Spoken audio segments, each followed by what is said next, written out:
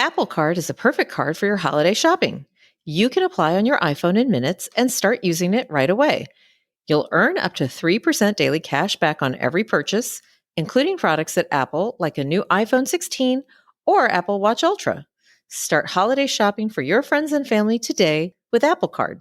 Subject to credit approval, Apple Card issued by Goldman Sachs Bank USA, Salt Lake City branch. Terms and more at applecard.com. Apple Card is a perfect card for your holiday shopping. You can apply on your iPhone in minutes and start using it right away. You'll earn up to 3% daily cash back on every purchase, including products at Apple like a new iPhone 16 or Apple Watch Ultra. Start holiday shopping for your friends and family today with Apple Card.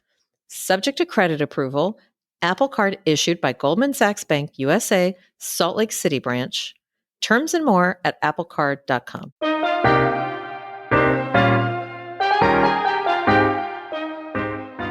You're listening to Wellnow, Slate's podcast on health and wellness. I'm Kavita Patel.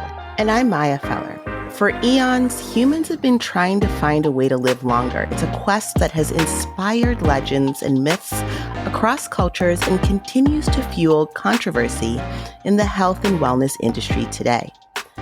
Hundreds of thousands of people are reading the latest research, seeking out practical tips on how to extend their lives and improve the quality of their life through nutrition, fitness, and less traditional methods. Kavita, you and I have talked about the general fascination with longevity, and I remember that was a focus of a biohacking conference that you went to earlier this year. What did you hear? What were some of the most surprising things that people will try to live longer? Yeah, Maya, there were so many things. I think one thing that stood out for me were the number of interventions or things you can do to kind of check your mitochondrial age and then potentially alter it. So I'll explain that. The mitochondria is kind of the cell's energy power source. So all the cells in our body have mitochondria that help kind of power the energy that we need to keep cells alive. They also kind of play a role in cell death. And theoretically, as we age, mitochondria, just like everything else in our body, ages, and that can put you on a path for living longer or living shorter. And so I was shocked to kind of see everything, Maya, from pills that you could take to kind of lengthen your lifespan by improving your mitochondria, which honestly, we never learned in medical school, and I'm not even sure is really a thing, to tests you could take to check your mitochondrial age. So I have to be honest with you, I was going into it with a pretty open mind because sometimes I think the drawback with the way I studied medicine is this is it and it's very fixed and it's rigid. And as you and I have discussed before, there are a lot of things we thought were, verse and chapter in Bible that now we've proven to be not true. And so I went into it with an open mind, but I will confess that part of me thought, wow, it's really expensive to try to live longer. And I'm not 100% sure you need all of this. But Maya, I understand you recently visited a longevity clinic. Yeah, Kavita, so I have to respond to what you said. And it is really expensive to try to live longer. I mean, that's like an unequivocal fact. That's the truth. The bells and the whistles and the things, whether they work or they don't, there's a price tag attached. So I agree with you. So yeah, a couple of months ago, I was invited to a clinic called Next Health in Manhattan. And when I got there, an attendant helped check me in and gave me a small tour of the facility with an overview of some of their services. We do all of our IVs here, obviously, but also biomarker testing. So if you do come in with us and you want to do any of our wellness testing, we would draw your blood here as well. Amazing. And then she walked me through the treatments that I would get that day. We were going to end with cryotherapy and begin at the other end of the thermometer. So we'll start off with sauna? Yes, please. Okay, perfect. Let me grab you a rope real quick. Okay, amazing. So I am going to get ready. Oh, I have an icy towel that was just handed to me. Yes, once you get out, you're going to love how it feels. Okay, amazing. Perfect. So yeah. Should I go in with no clothing? Yes, right now it's at 144, so it's going to feel nice and toasty in there. Awesome. Here is your robe. Thank you so much. Once you're done getting undressed and you have the robe on, you can just open this up. Yep. Step on in and enjoy your time. Amazing. Thank you so much. I'm really looking forward. Okay, I'm about to get in, guys. I'm now in a little black robe and I'm about to step into the infrared sauna. I'm going to be in there for 30 minutes. Right now, I'm feeling a little like, oh, New York beat me down from the subway. Let's see how I feel on the way out. I didn't really know what to expect. I'm an avid sauna and cold plunge user, but this type of experience was in particular new to me. The best way that I would describe it, Kavita, is that it's not super hot. So like 120 degrees, it's really bearable. And it's a gentle, warm heat that kind of makes you warm from the inside. So like it heats your core up rather than making you sweat instantly. So it's like a slow burn. And I mean, I thought it was great. Actually, I have to say, I was in there by myself in this little box and I thought, wow, I'd love to have one of these in my house. I'm not going to lie. I felt fantastic afterwards. Okay, so what about the cryotherapy session? Kavita, the cryotherapy was the strangest thing on the planet. When I got there, they said, okay, we're going to give you a little hat and a mask and mittens and socks and slippers. And here are some headphones. And I was like, headphones for what? And they said, so that you have music to dance if you want to while we freeze you. And basically I was in this tiny little box with icy cold air just blowing at me for 3.5 minutes. And like when I came out, my eyelashes were frozen and they cover all of your extremities so that you don't get hyperthermia. But the truth is that I actually felt great when I left. And I went in feeling pretty terrible because I took the subway there and it was a whole thing. And I left feeling like, hey, this city's not so bad. In theory, what they say about these treatments is that it helps your detoxification systems. I mean, simply because you're sweating. So you're sweating out the toxins, and then the cold cryotherapy is supposed to be supportive of overall immune health. And there's research that's emerging and more research needs to be done. But these treatments, actually, many cultures around the globe have engaged in hot-cold therapy for hundreds, if not thousands of years.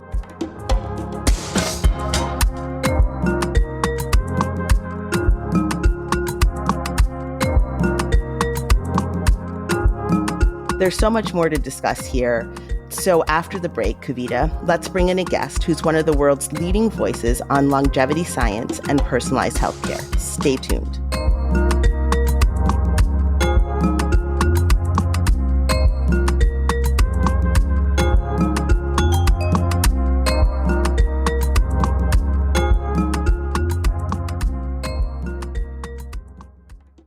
Apple Card is a perfect card for your holiday shopping. You can apply on your iPhone in minutes and start using it right away. You'll earn up to 3% daily cash back on every purchase, including products at Apple like a new iPhone 16 or Apple Watch Ultra. Start holiday shopping for your friends and family today with Apple Card. Subject to credit approval, Apple Card issued by Goldman Sachs Bank USA, Salt Lake City branch. Terms and more at applecard.com. Apple Card is a perfect card for your holiday shopping. You can apply on your iPhone in minutes and start using it right away. You'll earn up to 3% daily cash back on every purchase, including products at Apple like a new iPhone 16 or Apple Watch Ultra. Start holiday shopping for your friends and family today with Apple Card. Subject to credit approval, Apple Card issued by Goldman Sachs Bank USA, Salt Lake City branch. Terms and more at applecard.com. Welcome back. You're listening to Well Now. I'm Kavita Patel. And I'm Maya Feller. Today, we're focusing on demystifying longevity science. And here to help us, we're now joined by Dr. Darshan Shah. He's a board-certified surgeon, author, and the founder and CEO of Next Health, the clinic that I visited with the infrared sauna and cryotherapy. Darshan, thank you so much for joining us. Oh, my pleasure. Thank you for having me. It's a pleasure. Okay, so we always like to start by asking our guests, how do you define wellness? What a great question. What I like to think about when I think about wellness for myself is, am I waking up today ready to attack the day, feeling good about my life, feeling good about my not just my health, but also my mindset. I think that's so important and very often overlooked is I don't care how healthy you are in your biology. If your mindset doesn't feel like you're ready to attack the day, you don't feel happiness, you don't feel joy to be alive, it's really hard to be well. And I do a lot of mindset work every morning as part of my morning routine to ensure I'm starting the day in the right frame of mind. I think that mindset is incredible. I'm so glad you mentioned it. So now tell us, Dr. Shah, for people who are not as familiar, what is longevity science? Longevity science, I think, first, I will say people have a lot of misconceptions about it. I think a lot of people think that longevity science means that we're just trying to make people live to be 150 years old, right? And it's a misconception because that's not what we're trying to do. What I really want longevity to be redefined as is the addition of health span to your life so that you get to an old age wanting to live longer because you're so healthy and you want to be around longer to be with your family, to be with your friends, to enjoy life. And so that's what it really means to me. It's adding health span to lifespan to such a degree that you want to be around longer. I love that. So you founded Next Health back in 2016, and this was as a response to your experience as a physician. Talk to us about that experience, and particularly the moment where you felt compelled to do something that was different. Maya, that's such a great question. I'm so glad you asked it because it is my personal journey that made me found Next Health. And so I started my career in medicine at a very young age. I was 21 years old when I graduated from medical school. And so I had the luxury of being a surgeon for a long time. 25 years I did surgery. And what I found in those 25 years is that Western medicine is very reactive. We don't act until there's a disease or a problem that needs a pharmaceutical or a surgery in order to take care of it. Until then, we're all kind of left to our own devices. And I was a victim of that same mentality. I was a doctor. I was doing very important work. I was educated at the Mayo Clinic. I mean, I knew medicine really, really well. Not to brag, but I really knew medicine. And so I myself got so sick. I was 50 pounds overweight, but even worse than that, I had metabolic syndrome. I had diabetes. I had high blood pressure that was out of control. I had an autoimmune disease. I had brain fog every single day. I could barely walk because of joint ache. And that happened because I was uneducated in diet. I was uneducated in the science of movement, and I was uneducated in how to control my mindset and really understand why and how that fits into the big picture. And so being a very sick doctor and also an older father, I had my first son when I was 42 years old. I realized that I'm probably not going to live long enough to see my kid graduate from college, and I'm going to miss all of his big life events because I'm not headed down a good path here. And so what happened was I decided to get myself educated. And so what I did was I took a year off of surgery. I went out there and I went to every conference of things I wish I had learned about. So I got my degree in nutrition. I got a personal training certification. And through that, I met people that were talking about this new field of medicine, kind of an inkling of an idea called functional medicine. And what functional medicine is, it is looking at what is the root cause of all of these diseases. And so when I started applying my learnings on nutrition, on exercise, on sleep, and on functional medicine to my own life, I got healthy in literally 12 months, okay? Completely reversed all my diseases, got off almost all of my medications. I was on 8 different medications. I went down to 1 blood pressure medication, even got rid of high cholesterol, got rid of all the body weight. My autoimmune disease magically disappeared, even though my doctor said that could never happen. I'm stuck on immune suppressive for the rest of my life. It was incredible. And I was like, why don't we practice this kind of healthcare? And the answer to that question is because we're practicing disease care. We're not practicing healthcare. And so I wanted to start a new type of clinic where we practiced real healthcare, where we're preventative, proactive, where we personalize the medicine to each and every individual, and people can take personal responsibility of their own health as well, and giving them the tools that they need to empower themselves to take personal responsibility for their health. I call that becoming the boss of your own biology or the CEO of your own health. And we started that clinic 8 years ago. And, I was a very successful surgeon, but I went down to an income of zero to do this. And so it was a big risk.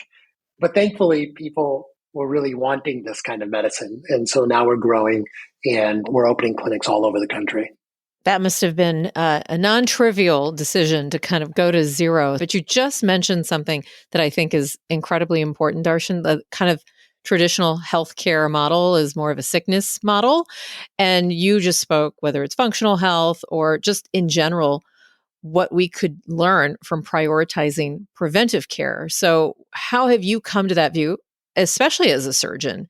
And what should we be doing in the healthcare system to prioritize preventive care? So I think big picture, what I would say is that our healthcare system is going to be very difficult to change. Okay. It's $1 trillion industry. There are a lot of people that profit off of us being sick, a lot of companies that profit off of us being sick that are so big that they cannot and will not go away. Okay. And so I think we just have to get our heads wrapped around this concept that we have this disease care system. Let's call it what it is, a disease care system that was built over a century to take care of us when we get hit by a bus, when we get diagnosed with cancer, when we have a heart attack. It's great for that. Let's let it do that. But let's unburden that system by creating a new healthcare system that is a healthcare system that is preventative, that promotes health, that makes you feel incredible, that makes you want to live longer because you have added health span to your years. And so I would say that trying to fix the old system is a concept that we should kind of get away from. And instead, let's create a new system that is health focused and put our energy in that. And then we have these two parallel systems. And the new system will unburden the old system. So the old system won't cost us $1 trillion and it will make people feel great. And so that's my goal, is to be a little piece of creating that new system in healthcare. If you build it, they will come, and you're seeing that in reality. I love it.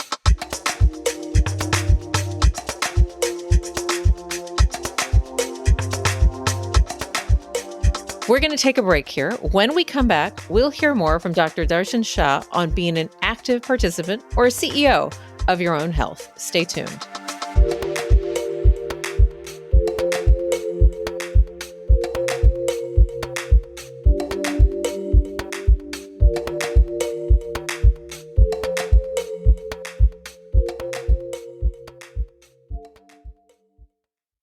Hey, it's Emma Chamberlain. I designed these new glasses for Warby Parker, and I basically can't take them off. Like, I'm showering in them and sleeping in them. They're just that good. Go see them all at warbyparker.com. And you know what? Have a good day too. Okay? All right?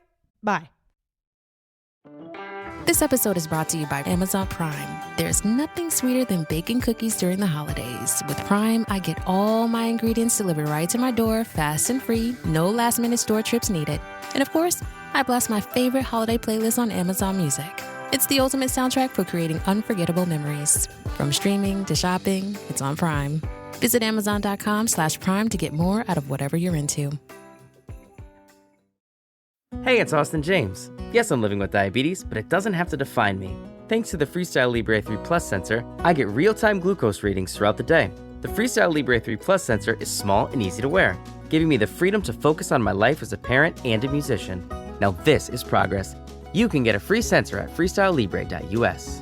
Offer available for people who qualify. Visit myfreestyle.us to see all terms and conditions. Certain exclusions apply. Data on file, Abbott Diabetes Care. For prescription only. Safety info found at freestylelibre.us.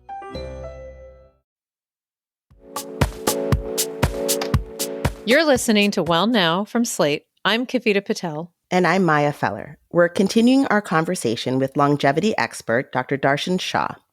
So you have a number of treatments and labs that you offer at Next Health. Can you explain what some of those treatments are and how you decided which ones are actually the most important? Yes. So Maya, I think it would be helpful to know kind of what the journey is when you come in at Next Health. And so what we really like is to, once again, reframe how you're interacting with your health and to really empower you to become the boss of your biology and the CEO of your health. And so the way we do that is when you become a member at Next Health, before we do any treatments, the first thing we do is we get what we call the baseline biomarker panel. And so this is a blood test where we test for about 80 different biomarkers. And these biomarkers tell us what is your current state of inflammation? What is your current state of your metabolism? What is the current state of your cardiovascular health, et cetera? Armed with this information, you and your doctor that is going to see you can personalize a program for you utilizing lifestyle change combined with the therapies that we have at Next Health. Okay. Secondly, is we have therapies at Next Health that are advanced therapies that help people with their health and wellness journey, but they're typically difficult to access. And so we put them all under one roof so they're easy to access. And we call this a longevity circuit. The longevity circuit are 4 therapies that you can do all in combination over the course of about 2 hours. And they can really move the needle for your mitochondrial health, your metabolic health, detoxification, et cetera. And they're a great add-on to your health and wellness journey. And I say add-on because if you don't get the basics right of nutrition, movement, sleep, detoxification, none of this stuff is really going to make a big difference. So with that kind of caveat that people are getting the other stuff right, they first do a hyperbaric oxygen chamber. After that, it is a LED light therapy. We have a bed with 20,000 LED lights. Then they go into a sauna for 40 minutes. And then after that, a cryotherapy chamber for about 3 minutes. And that feels incredible. I know you had some of this done, so you can talk about that. And then after people are done with that, a lot of times, depending on how they feel and also kind of their recent lifestyle, we'll do a custom nutrient IV therapy for them. Now, these are kind of the basics that we do. We also have more advanced therapies, things like stem cells, exosomes, therapeutic plasma exchange. We also have EBU therapy. So these are some of the more advanced things that some people utilize as well. But that's the basics. And so these are all things that you have to kind of think about doing on a routine basis. Okay. So doing this once a year is definitely not going to do anything. So we want to be in people's wellness routine. A lot of people come to us before going to the gym or after going to the gym, for example, or after work once a week, and they do the longevity circuit. And so the way we operate is on a membership, and just like a gym membership, you come in on a frequent basis. Hopefully at least once a week, you can come in and do these things. Thank you for kind of going through the journey as you describe it once you're in the clinic. Can you speak a little bit about what seems like a growing evidence base for what you decided to offer as well as what you didn't? Yes, absolutely. I mean, there's a lot of devices out there, and many of them, I would say almost all of them, have minimal good research. Okay. And so the reason I picked these particular therapies is they have the most research. Where I trained at Mayo Clinic, we use hyperbaric chambers, probably one of the first places in the country for healing large wounds, for healing strokes, et cetera. And so these are great tools to help manage disease. Hyperbaric chamber is. It's also been shown in many, many studies to help with overall wellness as well. And so the same kind of level of evidence is what we find for cold therapy, heat therapy, and also LED light therapy. So that's the reason we brought these in. As a doctor, I'm required to make sure everything I do for my patients is safe and effective. And so these are the therapies I felt very confident in bringing into Next Health. But we did exclude a lot of therapies as well that we thought were not going to move the needle for people, that would waste people's time and money. And if you could, I would love to say that there's a Next Health on every corner. That seems like it's a future state dream. But right now, the majority of people don't have access to something like or exactly Next Health. What could you recommend so that people can kind of take on this, like being CEO of their healthcare? Absolutely. So, okay, to be very clear, I believe in the Pareto principle. What are the 20% of actions that you can do to move the needle 80% for your health? The 20-80 rule. And you can move the needle of your health 80% without having access to Next Health. Okay. And so I think it all starts, number one, with learning. And so there's so much access to information out there right now. Picking the right podcasts, picking the right books to read, picking the right Instagram scientists to follow. I think that's really important, right? Don't just listen to every influencer out there that thinks they know something just because it works for them, right? You have to find people that have, number one, the scientific background, and number two, aren't recommending the same thing for everybody. That should be a red flag for you if someone recommends the same thing for everybody. So number one, commit to learning, okay? Number two is commit to becoming the boss of your own biology. And what that means is there's about 12 different biomarkers that every human should follow on themselves, probably starting even at the age of like 25, okay? And follow them on at least a yearly basis, if not a quarterly basis as you get older, especially. These are all biomarkers or blood tests that change 20 to 30 years before you get diagnosed with the disease. You want to know 20 to 30 years before you have diabetes, before you have cancer. You don't want to know when it's too late, right? And so I think knowing what those biomarkers are and then asking your doctor to order them. If your doctor does not order them, I would say find a new doctor that will order them. What's great is people now have access to get these blood markers on themselves as well. They can get them anywhere you are in the country. There's companies out there that are providing these blood biomarkers for you just by you going on the internet, signing up, and then getting them either delivered to you at home with a home blood test kit, or you can go to a laboratory in your local area and get the blood test done. So I do have a question about that because this is something that Kavita and I have talked about. When someone doesn't have access to a doctor, how do they interpret the biomarkers, or what are some of the best practice recommendations that you have? Because people really are attempting to become the CEOs in many circles, right, of their own health. But it's hard because sometimes it's not readily accessible for finances or proximity. There are a number of reasons. But like, what do you recommend when someone does go out and get that panel on their own? Like, what's the next step when they see that something's outside of the expected range? Right. Okay. So number one is most people do have some sort of primary care doctor. So talk to your primary care doctor about it for sure. If something's out of range, just let them know. They might not do anything about it, but sometimes they will, and sometimes they need to do something about it. So always print out the results, send them to your doctor, make sure they're kept in the loop. Okay. But number two is there's, once again, a lot of great information on the internet. And there's also a lot of bad information on the internet too, right? And so really knowing like where you're getting that information from, hopefully it's from a doctor or a scientist has given you the right information. The blood testing companies that offer direct to consumer now, they have the information built into their websites where you're getting the information from. So the one that I use, you log in, you get your blood biomarker, and it also gives you lifestyle recommendations and things to talk to your doctor about. Okay. And people can get that one on from my website. There's also places like Function Health where you can go to a local laboratory and they'll draw blood, and it's like 100 different biomarkers. And there's a lot of great information on the website about what to do next as well. So I think it's a combination of getting the information from the websites of the blood testing company. Number two, going down a little bit of a rabbit hole and doing some research yourself on the internet and making sure you're getting it from good sources. And number three is notifying your doctor as well. And some doctors are going to kill me for saying this. ChatGPT actually does a pretty good job now also when you ask it some questions. Don't hang your hat on it, but it is getting better and better at interpreting blood test results and giving you broad, big picture recommendations. Of course, with making any kind of health changes, with the caveat that you should talk to your doctor about it before you do anything major. That's super helpful. And you mentioned 20 specific biomarkers. You don't have to tell us all 20, but maybe walk us through a few of those and then explain kind of what that means when we're saying incubation period, or those weren't your words, but you know what I mean? Disease starting 20 years in advance. The three top ones, I would say, number one is hemoglobin A1C. Hemoglobin A1C is a blood test that is the average of your last 3 months of how much sugar you had in your bloodstream, okay, and how long it stuck around. This is very important because if your hemoglobin A1C is high, it's actually the number they use to diagnose you with diabetes.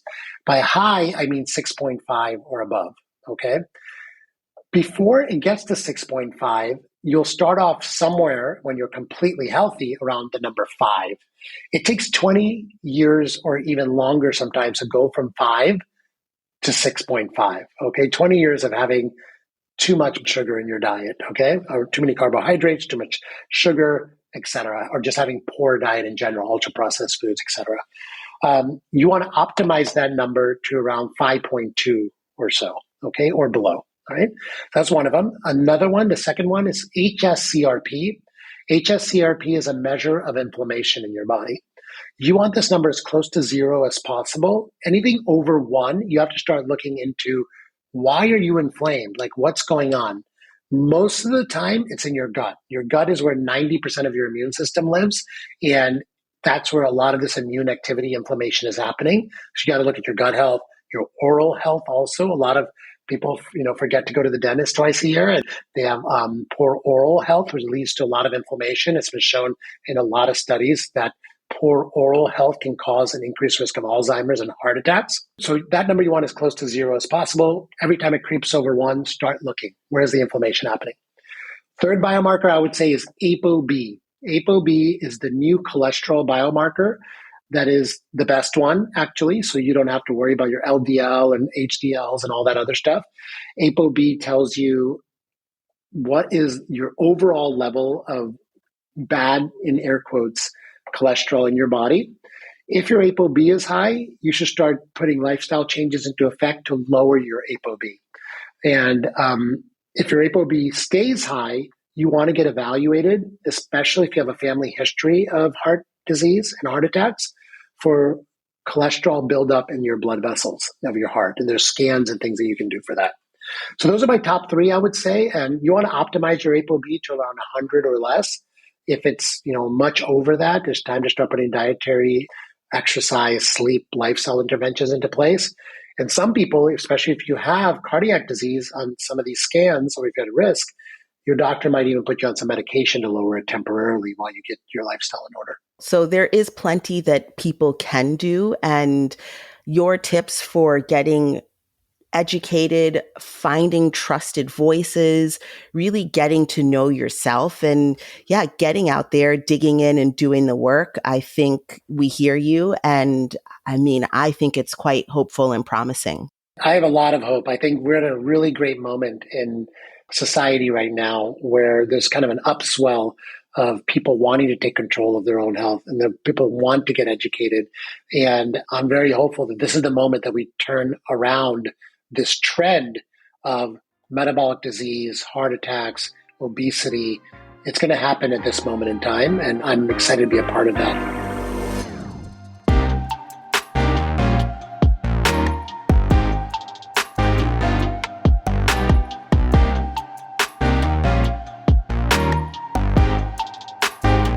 Dr. Darshan Shah is a longevity science expert and the CEO of Next Health. Dr. Shah, thank you so much for joining us. My pleasure.